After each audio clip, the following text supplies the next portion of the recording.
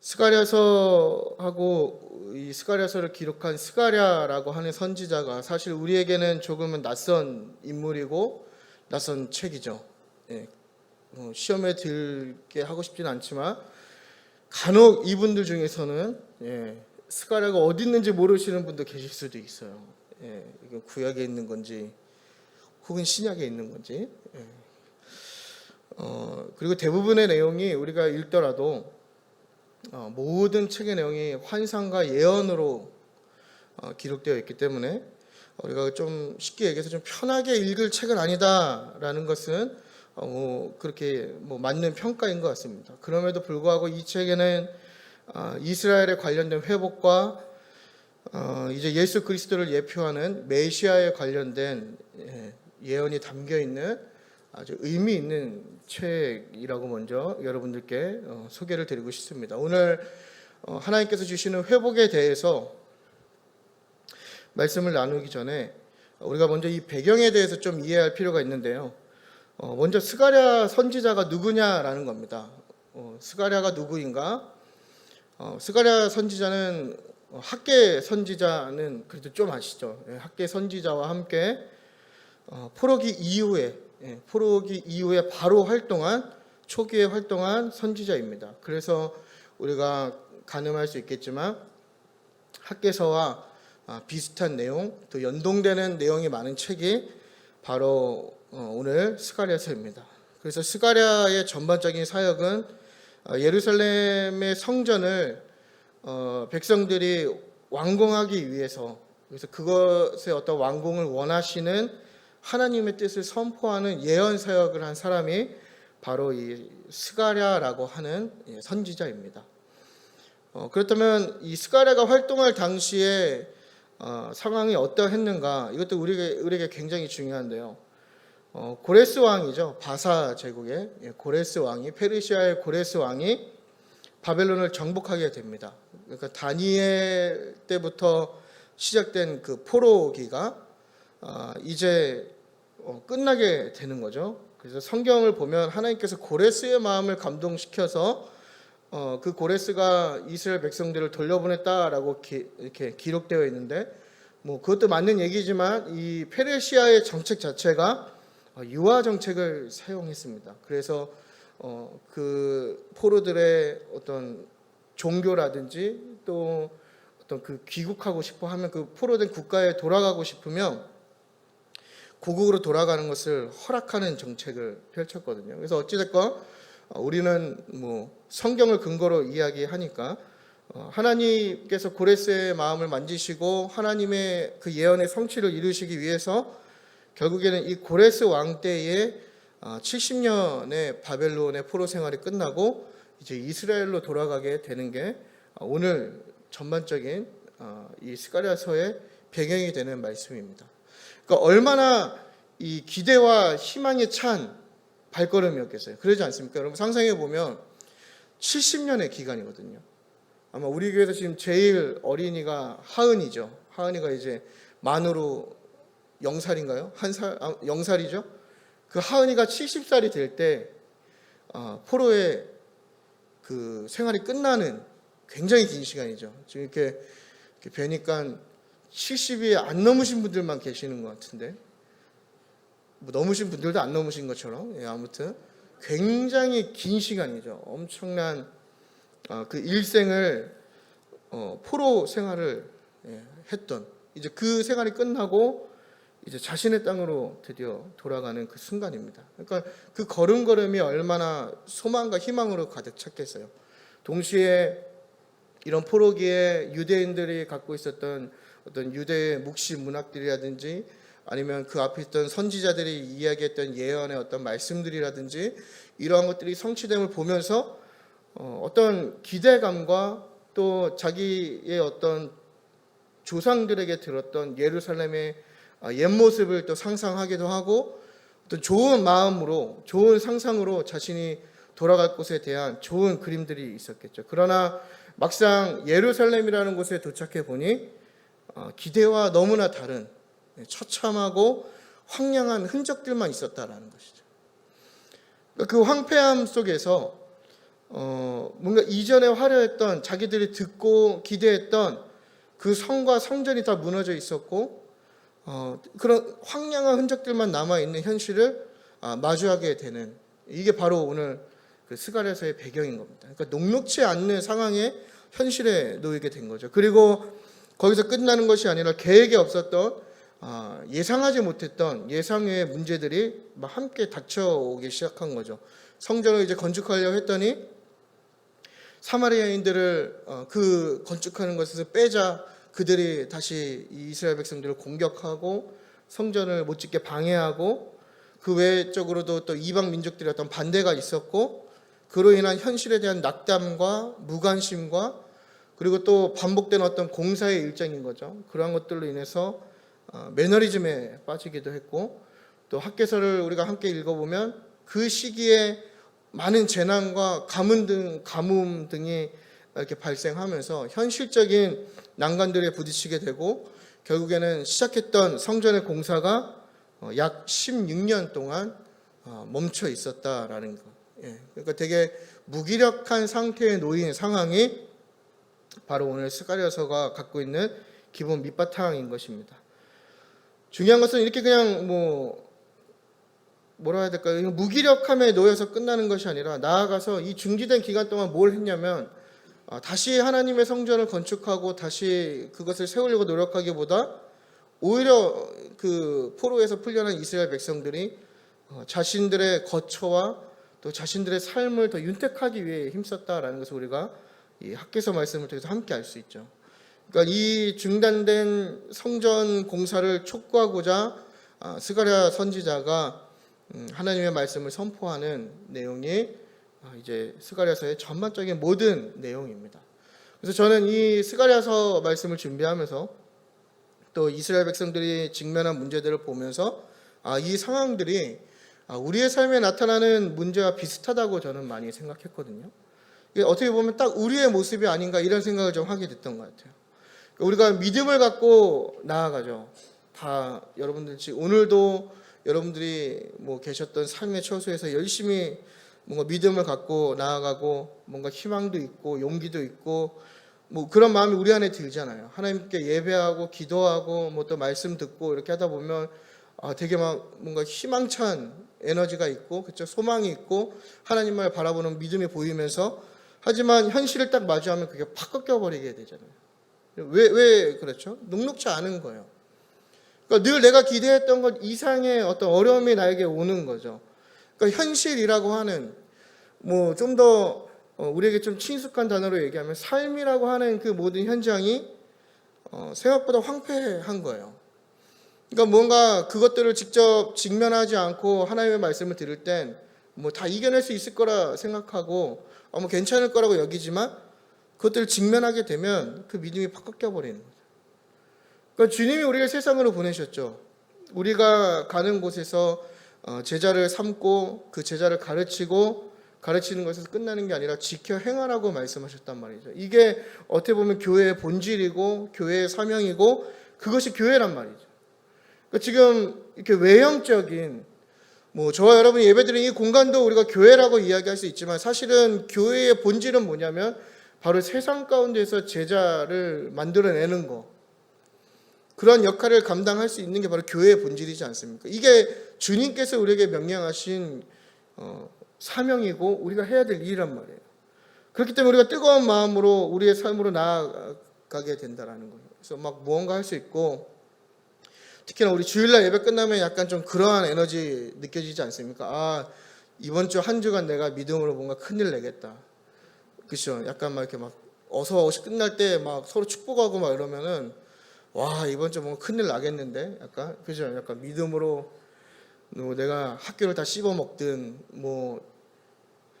적절치 않은 표현 죄송합니다. 아직 성화가 덜 돼서 직장에서 내가 속된 말로 다 씹어 먹든 믿음으로 내가 다 뭔가 큰일 한번 해야겠다. 믿음의 리더 되겠다. 해서 살다 보니까 그게 아닌 거예요. 되게 생각보다 더 황량하고 황폐한 거죠. 그러니까 막연하고 두렵고 푹 꺾이는 거예요. 녹록치 않은 현실이.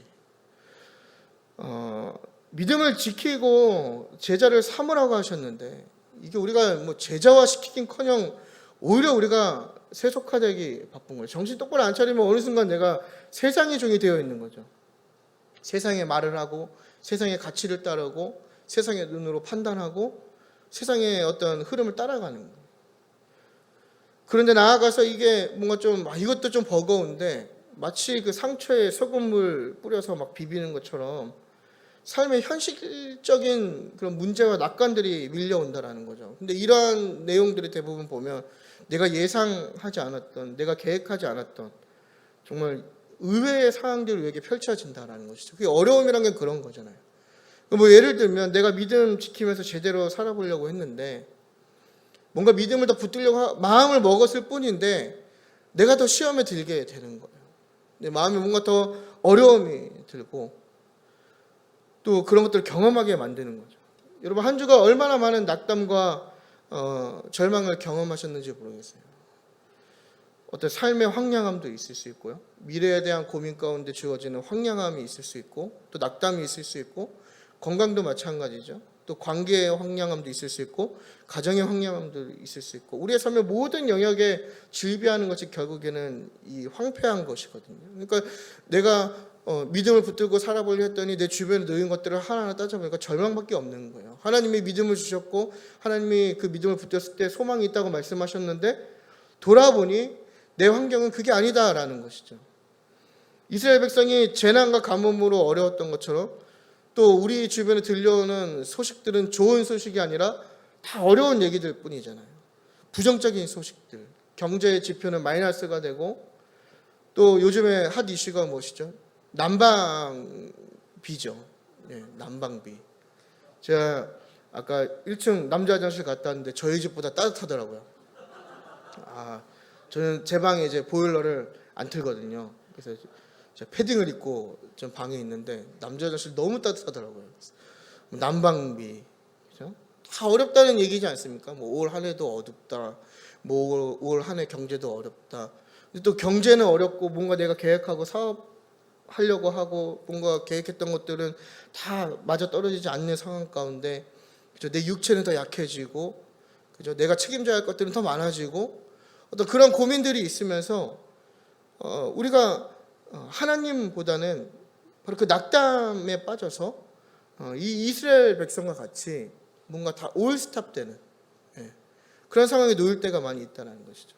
여기서 끝나는 게 아니라 외적인 반대들, 그래서 내가 신앙을 고백하고 또 내가 하나님 믿는 사람에게 얘기하면 그 내 신앙 탄압하고 꼭 저울질하고, 그죠? 하나님 선택할 건지 네가 피해를 볼 건지 이상하게 예수만 믿는다 그러면 괴롭히고 불이익을 주고 우리가 겪는 현실들이 다 이러한 내용이지 않습니까? 그러니까 우리가 믿음을 좀 제대로 신앙생활을 하려면 누구나 겪게 되는 공통적인 우리의 문제라고 저는 생각이 됩니다.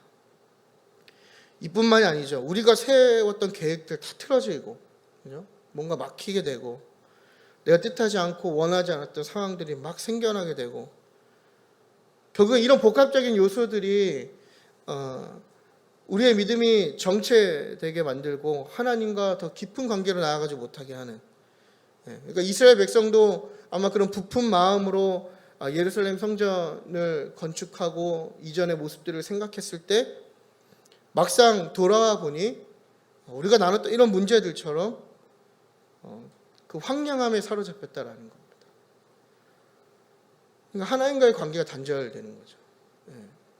그러니까 여러분 그런 건 있는 것 같아요. 우리가 또 너무 막막해지고 너무 두려움에 잡히면 하나님이 보이지 않을 때가 있거든요.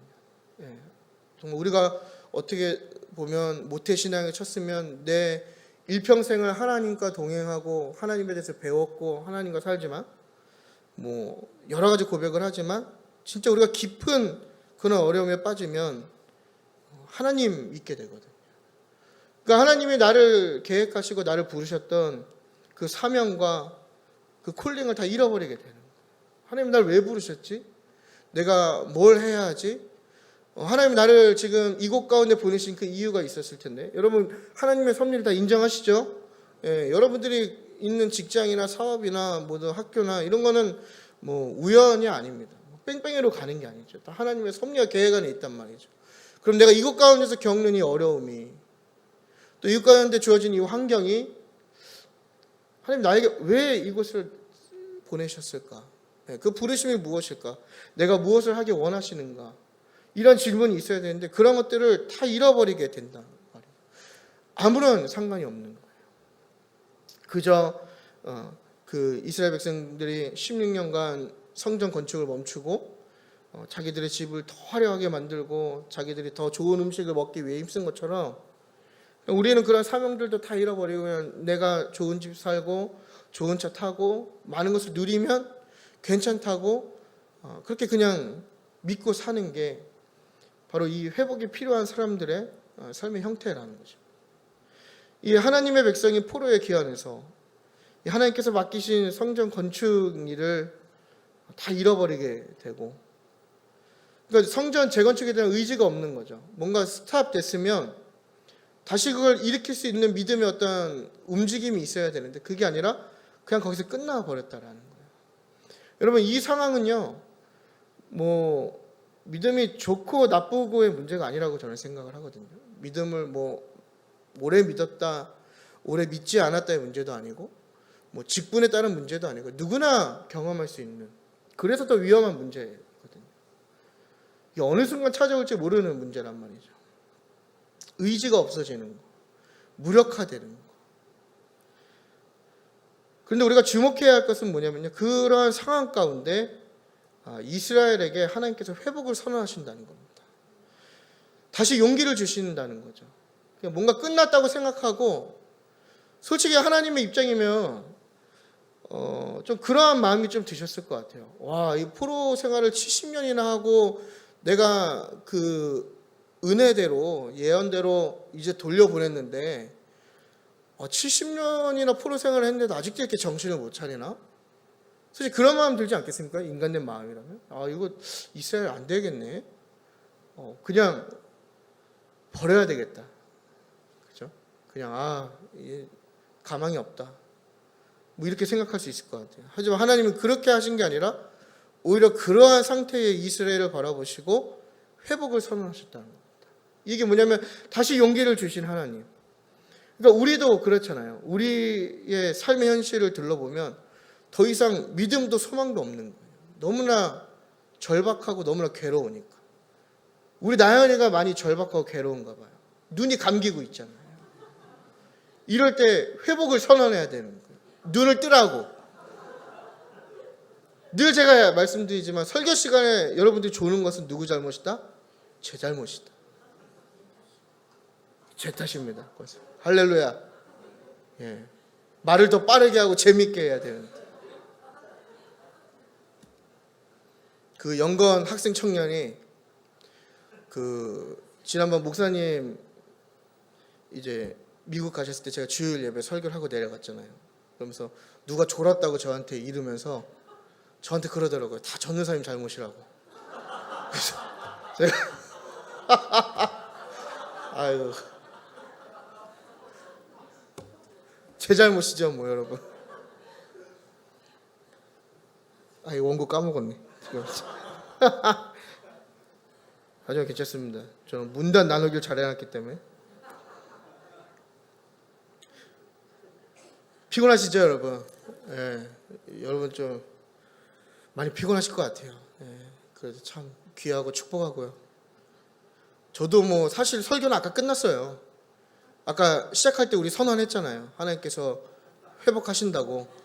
이게 설교 주제예요. 뭐 사실 뭐 이미 다 끝났지만 그래도 뭐 의무적으로 또 채워야 되는 그 분량이 있잖아요. 그죠? 네, 그래서 예. 빨리 진행하도록 하겠습니다, 여러분. 그러니까 우리도 좀 웃긴 거예요. 맨날 하나님 사랑한다 그러고 막 찬양 열심히 한 다음에 그 사랑하는 하나님 말씀 들으려고 그러면 막 몸 괜히 아프고 막 졸리고 지루하고 막 듣기 싫고. 이게 참 진짜 사랑하는 건지 사랑하는 척 하는 건지 가끔은 저도 헷갈려요. 저도 말씀 보면 깜빡 졸거든요. 갑자기 팍 졸아요. 깜짝이야. 내가 하나님 사랑하는 건가? 사랑하는 왔다 갔다 하는데 막 이렇게 그죠? 막 우리 그런 고백하자. 하나님 말씀을 사모한다 그러고 하나님 사랑한다 그러고 막 방금 전까지 막 울면서 찬양 열심히 했는데 하나님 말씀을 보시다 보면 그죠? 예, 아무튼 딴 얘기 안 하겠습니다. 아무튼 그렇습니다. 예. 아무튼 이게 현실이라는 거죠. 이제 끝났다 생각할 때 하나님께서 회복을 선언하시는 거예요. 그러니까 다시 용기를 주시는 하나님, 그러니까 다시 기회를 주시는 하나님, 또 다시 부르시는 하나님이라는 거죠. 내가 내 삶이 너무나 괴롭고 어렵고 정말 낙담해서 하나님이 보이지 않는 결정들을 할 때 하나님께서 정신 못 차리네 이렇게 말씀하시는 게 아니라 그래 너가 지금 그런 상황이야? 내가 이제 너를 회복해야겠다. 이걸 선언하신다 이 얘기예요. 포로기한 공동체가 포로에서 귀환한 그 공동체가 그 부푼 마음으로 왔지만 지금은 낙담했잖아요. 되게 실패해 놓이고 무기력하고 하나님이 주신 비전과 사명 다 포기하려 할 때 하나님이 그때 그들을 버리시고 다시 또 뭔가 포로의 상황을 만드시는 게 아니라 회복을 선언하셨단 말이에요. 회복. 우리가 포기해도 우리를 포기치 않으시고 우리를 통하여 하나님의 일을 이루시기 원하시는 그분의 마음, 그게 바로 하나님의 회복이라는 겁니다. 예. 여러분, 하나님이 여전히 우리를 향한 계획을 갖고 계십니다. 예. 우리의 상태와 상관없이 내가 믿음이 충만하든 충만하지 않든 내가 뭔가 하나님과 더 가까운 어떤 관계를 맺고 있든 맺고 있지 않든 하나님께서 우리를 통하여 갖고 계신 그 계획은 변함없으시다는 거예요. 여전히 한결같으시고 여전히 그러한 기대를 갖고 계시다는 겁니다. 여기 어린아이부터 장년에 이르기까지 다 그 계획들이 있단 말이죠. 우리는 그걸 기억해야 되는 거예요. 그래서 여러분 우리가 혹시 이 가운데에 뭐 그런 일이 없으면 좋겠지만 여러 이유로 용기를 잃거나 뭐 때로는 우리가 흔히 얘기하는 영적 침체에 빠진 분이 계시다면 하나님께서 지금 이 순간 우리에게 회복을 선언하고 계신 거예요. 영적인 회복을 선언하시는 거죠. 영적인 회복도 뭐 마찬가지죠. 우리가 막 뭔가 쥐어짜서 기도하고 쥐어짜서 뭐 찬양한 데서 그 뭐 은혜가 됩니까? 저는 약간 좀 믿음이 약해서 그런지 저는 기복신앙이 되게 심하거든요. 좀 오르락내리기 되게 심해요. 충만할 땐 거의 뭐 엘리야급이었다가 충만하지 않으면 거의 불신자급으로 이렇게 막 떨어지거든요. 부끄럽지만. 근데 이게 뭐 추락한다고 해서 제가 뭐 주여 삼창을 뭐 뜨겁게 목이 피가 나라고 한다고 해서 뭐 기도가 됩니까? 뭔가 회복이 느껴지세요, 여러분? 그럴 때? 찬양이요. 요즘 자꾸 집에 가면은 제 아내가 저를 놀리더라고요. 좀만 가벼웠으면 하늘로 들려 올라가겠다고 막. 뭐 제가 뭐 들려 올라가고 싶어서 들려 올라갑니까? 그 은혜가 되니까 그렇게 되는 거 아니겠어요? 저도 약간 좀 부끄러운 거 보면 은혜가 안 되면요 그냥 기계처럼 찬양을 부른단 말이죠. 그러니까 이거는 우리 어떤 노력이나 내가 무언가 어떤 의지를 갖고 될 수 있는 문제가 아니라 하나님께서 하나님의 때에 하나님의 회복을 선언하시면 그게 저절로 된단 말이죠. 그러니까 우리의 영혼이 회복되는 것도 내가 하나님 회복되고 싶다는 그 마음이 있는 건 맞지만 내 어떤 노력이나 의지와 행위를 통해서 되는 게 아니라 하나님이 그 회복을 선언하시면 된다 이 말이에요. 우리의 찬양도 우리의 기도도 우리의 예배도 다 하나님께서 회복하시겠다고 선언하시면 그게 된단 말이죠. 삶의 문제도 마찬가지인 거예요. 내가 뭔가 몸부림치고 뭔가 좀 풀어보겠다 해서 되는 게 아니라 하나님께서 내가 너의 삶의 문제를 회복하겠다 선언하시면 알아서 되는 게 바로 하나님의 능력이라는 겁니다. 여러분 우리가 왜 자꾸 하나님의 회복 선언이 중요하냐 이렇게 제가 말씀드리냐면 하나님께서 하시는 그 선언은 반드시 이루어지기 때문입니다. 여러분 이거 믿으셔야 돼요. 제가 올라오기 전에 찬양 가운데 요즘 제가 이렇게 영적인 사람이 아닌데 이렇게 자꾸 이렇게 마음이 그런지 모르겠어요. 하나님께서 이 말씀을 생각할 때 어떠한 마음을 주셨냐면 저는 회개를 하고 올라왔거든요. 어떤 회개를 했냐면 물론 뭐 회개할 게 엄청 많지만 여러분들에게 이걸 믿으라고 얘기하는 게 사실 좀 모순입니다. 뭐 어떻게 들리실지 모르겠지만 왜냐하면 제가 그렇게 믿지 못하거든요. 그러니까 하나님께서 그걸 좀 많이 찔리게 하신 것 같아요. 여기에 그대로 써 있습니다. 믿으시기 바랍니다. 제가 썼거든요, 제 손으로. 하나님께서 질문하시는 거예요. 너가 믿지 못하는데, 너가 이것에 대해서 확신을 갖고 있지 않은데 어떻게 사람들 앞에서 네가 그것을 이야기할 수 있겠느냐. 그래서 제가 여기서 보이지는 않았지만 속으로 정말 많이 얘기했어요. 하나님, 믿음 달라고. 정말 이 회복의 선언을 그냥 말로만 제가 외치는 게 아니라 함께 믿게 해달라고. 제 삶으로 믿게 해달라고. 근데 여러분, 참 부족한 저의 고백이지만 하나님께서 하시는 선언은 반드시 이루어집니다. 그래서 아까 우리가 서두에 가슴에 손을 얹고 고백했잖아요. 그렇죠? 우리의 영적인 것과 우리의 삶의 모든 영역이 회복될 줄 믿습니다. 이미 우리가 그 믿음을 고백할 때 그게 우리 안에 이루어진단 말이죠. 왜냐? 그 회복을 이루시는 분이 여호와 하나님이시기 때문에 전능자이시죠. 온 우주의 창조주. 그러니까 하나님이시기 때문에 가능한 거예요. 만약에 제가 얘기했으면 불가능한 거예요. 근데 하나님께서 그렇게 말씀하셨기 때문에 가능한 것입니다. 그러니까 이 어려움에 놓인 이스라엘에게 스가랴의 환상을 통해서 회복을 선언하십니다. 결론은 뭐냐? 포기하지 말아라. 낙담하지 말아라. 멈췄던 성전을 다시 건축해라. 이 스가랴서의 특징은 아까 제가 말씀드렸지만 다 모든 내용이 환상을 통해서 하나님의 그 내용이 전달되거든요. 그래서 오늘 본문을 보시면요, 스가랴가 본 5번째 환상입니다. 스가랴가 총 몇 번의 환상을 볼까요? 나중에 읽어보세요. 아무튼 5번째 환상이에요. 우리 2절과 3절을 보겠습니다. 2절과 3절입니다. 우리 다 같이 한번 읽어볼까요? 시작.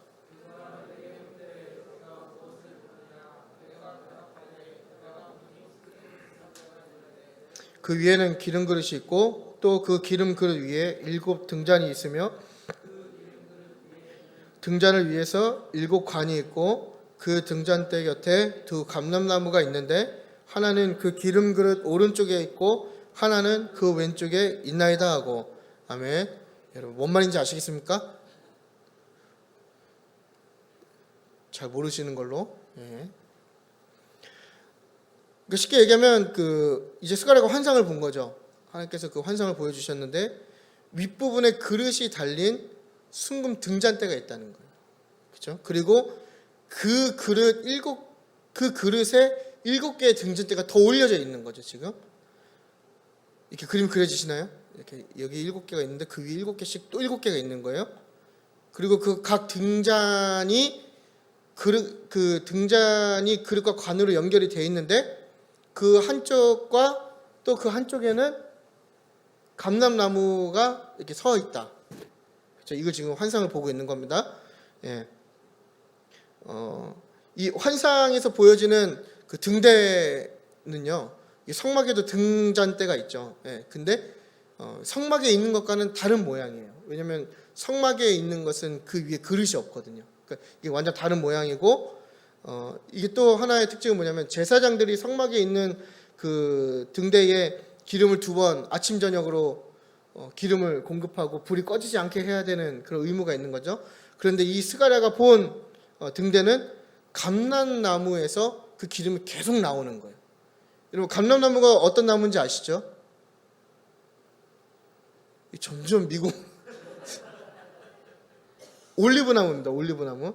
그래서 이스라엘 가면요, 그 올리브 열매를 이제 짜거든요. 짜면은 제일 좋은 기름이 이제 어노인팅 오일이 되는 거예요. 그래서 그 어떤 우리말로 하면 안수하거나 뭐 그런 거 할 때 쓰는 고급진 오일이고, 2번째는 이 등불을 밝히는 오일이고, 3번째가 그 음식 해 먹는 오일로 이렇게 분류를 하는 거거든요. 근데 지금 그 기름이 쉽게 얘기하면 지금 무한 리필 되고 있는 겁니다. 그러니까 제사장들이 와갖고 그걸 채우는 게 아니라 그 감람나무에서 계속 채워지고 있는, 그러니까 인간의 공급이 필요 없는 환상을 보고 있는 거예요. 여기서 얘기하는 기름은 뭐냐면요, 하나님의 일을 하는데 필요한 힘을 의미하고, 순금 등대는 여러 가지 해석이 있지만 가장 보편화된 그 주장은 뭐냐면 바로 성전을 의미합니다. 그러니까 이 얘기는 뭐냐면 성전이 세워지는 그곳 가운데 계속해서 인간의 힘이 아니라 그죠, 무한으로 공급되는 그 힘이 있다라는 것을 지금 의미하는 환상이 보여지고 있는 거예요. 점점 여러분의 표정이 환상으로 가고 계십니다. 지금 계속 말씀을 보겠습니다. 좀만 집중해 주세요. 되게 중요한 얘기입니다. 그래서 4절에 보면은 스가랴가 자기가 본 환상에 대해서 이제 질문하는 거죠. 그래서 이 두 감람나무가 무엇입니까? 이렇게 지금 질문을 할 때 이에 대해서 이제 천사가 바로 대답해 주는 게 아니라 이제 14절까지 그 대답을 하지 않고 4절과 11절에 뭘 얘기하냐면 스룹바벨을 향한 하나님의 말씀과 또 스룹바벨을 통하여서 성전 건축이 마무리될 것을 말씀하시는 거죠. 그러니까 결국엔 이게 뭘 의미하냐면 현재 이스라엘 백성들이 놓인 상황과 전혀 다른 하나님의 계획이 지금 보여지고 있는 거예요. 현실은 황폐한데 하나님께서 이미 성전을 보여주고 계신 거죠. 근데 그 성전이 뭔가 인간의 노력이나 인간의 의지에서 이루어지는 게 아니라 하나님의 무한 리필, 하나님의 그 힘으로 지금 이루어지고 있다라는 것을 환상을 통해서 지금 보여주고 있는 겁니다. 그러니까 현실과 믿음과의 어떤 괴리감이 지금 느껴지는 거죠. 우리가 충분히 느낄 수 있는 상황이에요. 그래서 12절을 가게 되면 다시 스가랴가 그 두 감람나무가 무엇이냐라고 이렇게 질문하면서 14절에 이제 그 해석이 나오는데 기름 부음 받은 자 둘을 의미하는데 이 둘이 결국엔 뭐냐면 온 세상이 주 앞에 그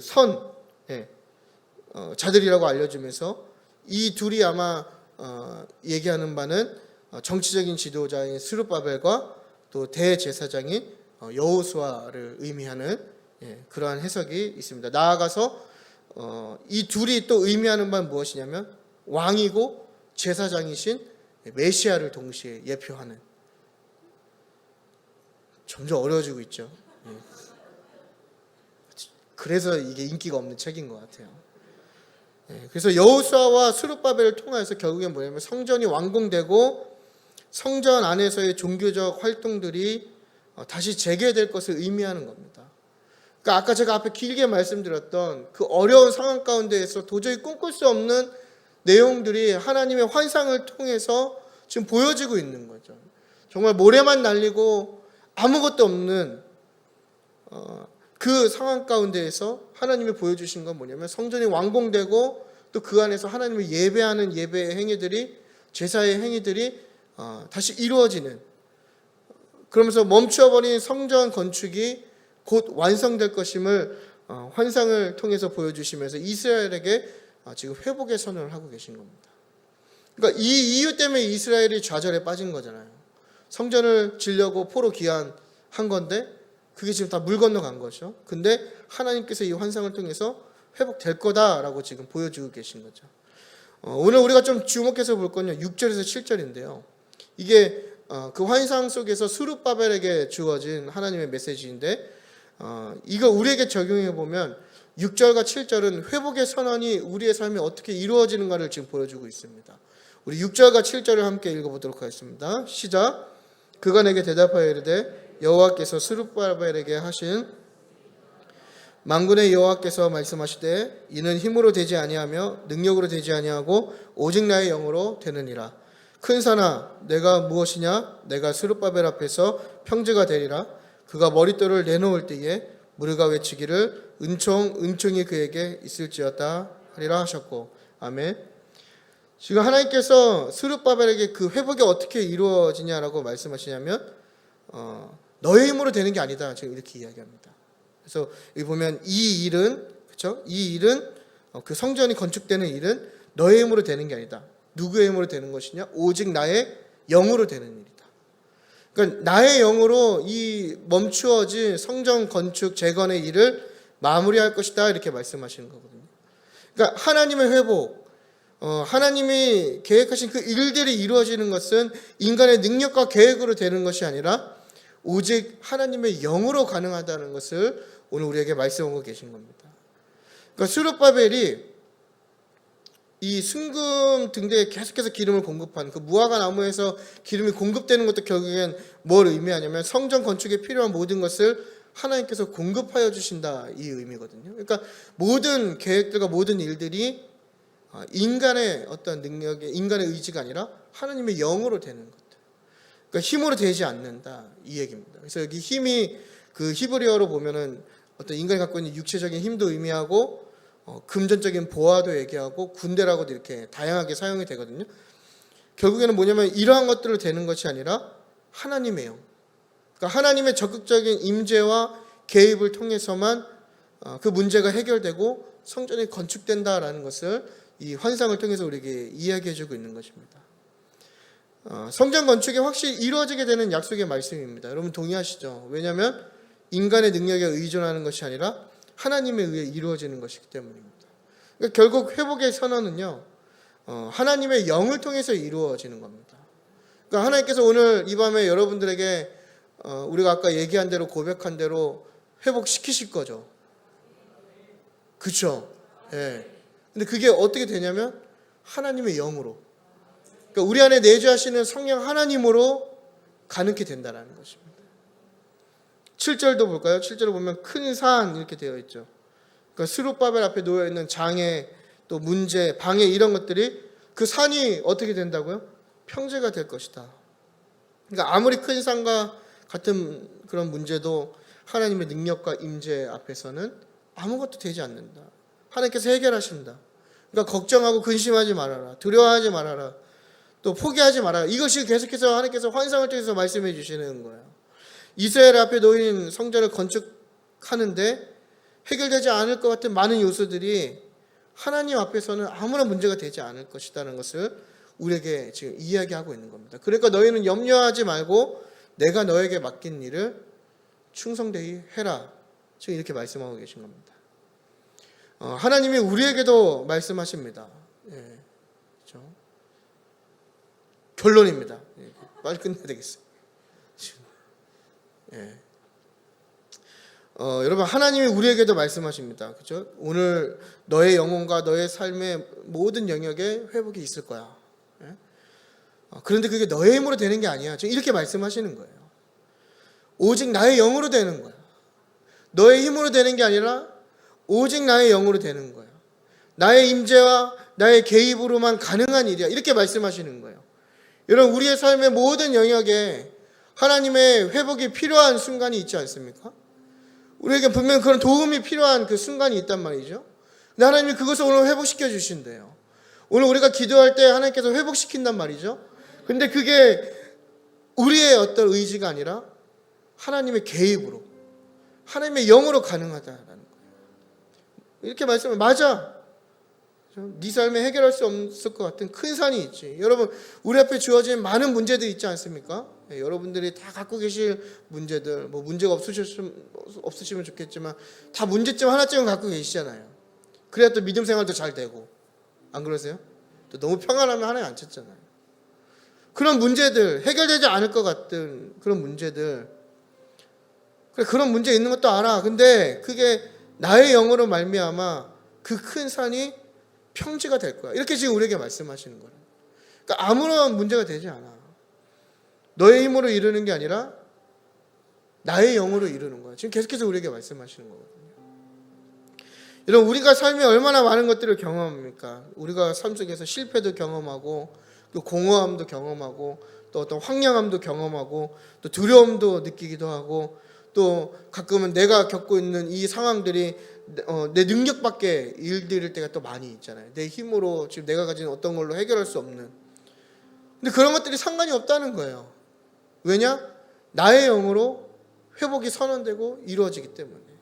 그러니까 하나님께서 이거 우리에게 말씀하시는 거거든요. 하나님의 영으로 회복되고 선언되고 이루어진다. 그러니까 우리 삶에 다시 회복이 일어나는 것은요, 하나님의 임재와 개입을 통해서만 가능한 것임을 우리가 믿었으면 좋겠습니다.